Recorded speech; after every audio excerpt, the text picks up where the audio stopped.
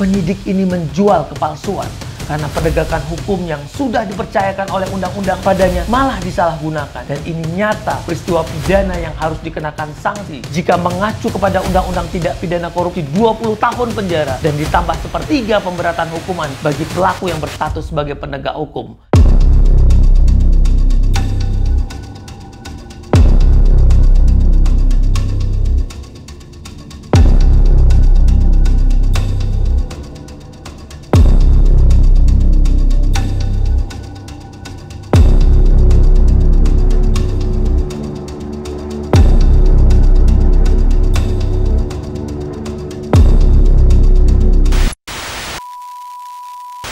Assalamualaikum warahmatullahi wabarakatuh. Salam sejahtera buat kita semua. Bersama saya Azmi Saputra, hari ini akan menyampaikan kembali dalam catatan hukum potret hukum Indonesia yang akan saya kupas dalam anotasi hukum kali ini.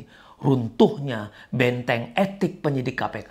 Rekan-rekan sekalian, Propam Polri bersama KPK menangkap penyidik berinisial SR Rabu 1 April 2021. Penyidik KPK dari Polri berpangkat AKP diduga memeras wali kota Tanjung Balai, Sumatera Utara, M. Sahrial, terkait perkara dugaan suap jual jabatan di pemerintahan kota Tanjung Balai pada tahun 2019. Namun KPK belum menentukan tersangkanya dalam perkara jual beli jabatan tersebut. Malah KPK keburu sendiri mentersangkakan penyidikannya. Ini senjata makan tuan, penyidiknya ditersangkakan. Peneliti ICW Kurnia Ramadana Rabu 21 April 2021 mengatakan KPK berada pada ambang batas kepercayaan publik. Praktis setiap waktu, kini cenderung pemberitaan lembaga anti korupsi itu selalu diwarnai dengan problematika di tubuh organisasinya sendiri. Ini deretan catatan KPK terbaru, mulai dari pencurian barang bukti emas, gagal menggeledah, belum berhasil meringkus buronan Harun Masiku, hilangnya nama oknum politisi dalam surat dakwaan, terakhir adanya dugaan pemerasan kepada kepala daerah di Tanjung Balai di Sumatera Utara. Terhadap penangkapan ini banyak pendapat. Ketua KPK Firly Bahuri menyatakan dalam keterangannya pada Rabu 21 April, KPK tidak akan mentolerir penyimpangan dan memastikan akan menindak pelaku korupsi tanpa pandang bulu. Sementara Ketua Masyarakat Anti Korupsi Indonesia mengatakan perbuatan pemerasan uang oleh penyidik KPK karena sudah tidak menganggap KPK sesuatu yang menyeramkan seperti dulu lagi. Sudah mulai runtuh nama hebatnya KPK. Kegarangan KPK sejak dimulai kontroversi calon pimpinan KPK dan revisi Undang-Undang KPK terbaru tahun 2019. Dan inilah salah satu akibat dari kedua hal tersebut.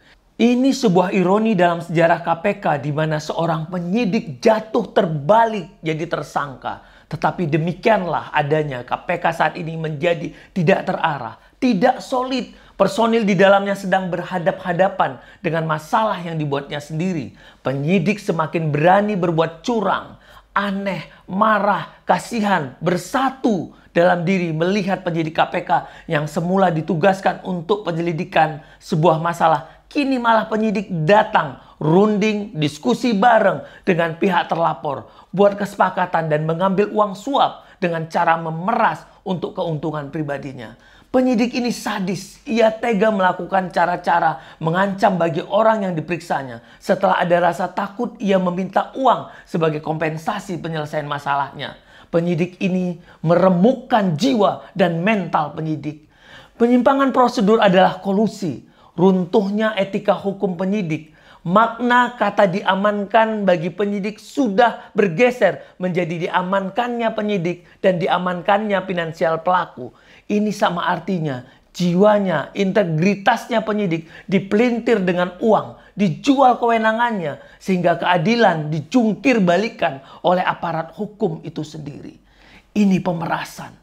Kejahatannya sendiri yang menjatuhkannya. Ini memalukan. Ini puncak delik dalam organ KPK. Jika keadaan ini benar, artinya penyidik KPK telah bertindak di luar tugas kewajiban jabatannya. Sehingga melakukan perbuatan melawan hukum, melanggar hukum. Apalagi dia melakukan perbuatan tersebut masih mengatasnamakan dalam menjalankan tugas jabatannya. Maka tidak hanya personal penyidik yang harus dikenakan sanksi. harus diperluas pertanggungjawabannya, harus dimintai pula pertanggungjawaban atasan langsung, dan juga pimpinan KPK mestinya bertanggung jawab penuh menyelesaikan masalah ini sampai tuntas. Penyidik ini menjual kepalsuan karena penegakan hukum yang sudah dipercayakan oleh undang-undang padanya malah disalahgunakan, dan ini nyata peristiwa pidana yang harus dikenakan sanksi. Jika mengacu kepada Undang-Undang Tindak Pidana Korupsi 20 tahun penjara dan ditambah sepertiga pemberatan hukuman bagi pelaku yang berstatus sebagai penegak hukum.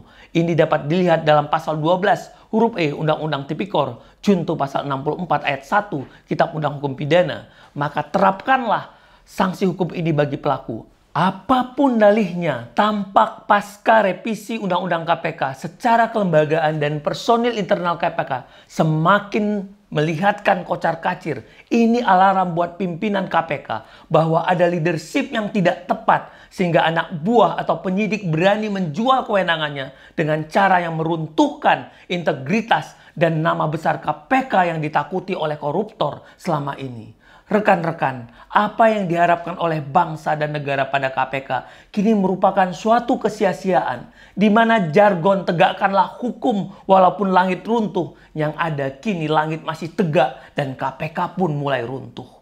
Kasus-kasus seperti ini meninggalkan noda hitam yang mencemarkan sejarah dalam KPK. Ternyata tanpa malu telah dipertontonkan oleh alat memukul KPK sendiri yang dititipkan pada fungsinya sebagai penyidik, bahwa melalui perilaku oknum KPK ini yang menerima suap, KPK bisa dianggap menghentikan sebuah perkara. Dulu, pegawai KPK atau penyidik KPK jangankan minta uang, diberi makan minum saja ditolak. Lah, ini minta disuapin sekarang, minta uang, minta disuap, malah menerima uang miliaran dari pelaku. Jadi pimpinan KPK harus pahami ada kenyataan praktek penyidik KPK seperti ini.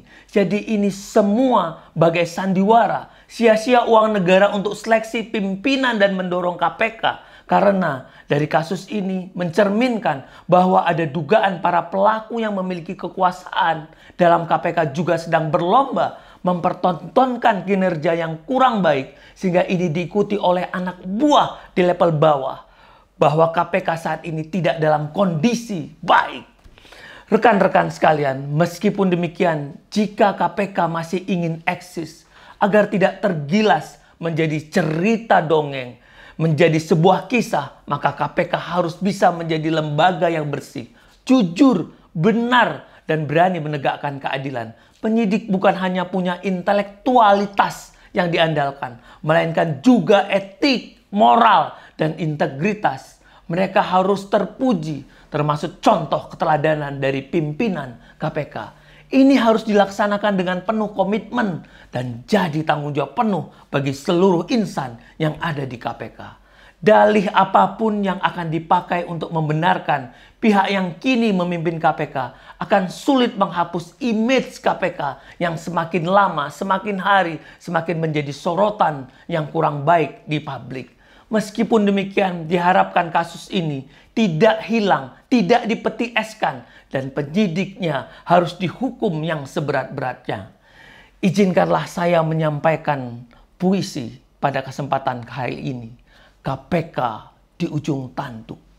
Ketika kewenangan dibakar niat memperkaya diri dan korupsi, menjadikan betapa rumitnya menghadapi kejahatan ini. Insan KPK kenapa abai dari janji? Siapa lagi yang berdiri membela negeri?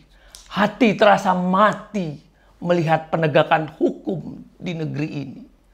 KPK di titik nadir dan KPK di ujung tanduk.